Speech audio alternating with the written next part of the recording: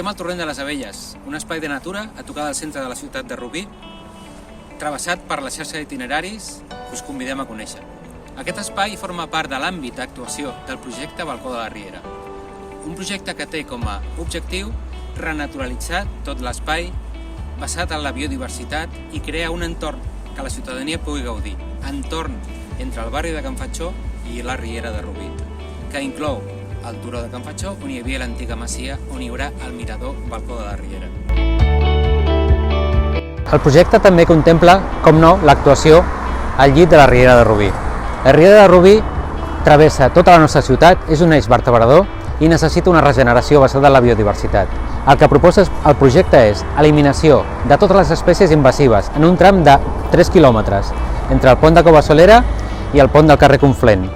i la redacció d'un pla director de la totalitat de la Riera.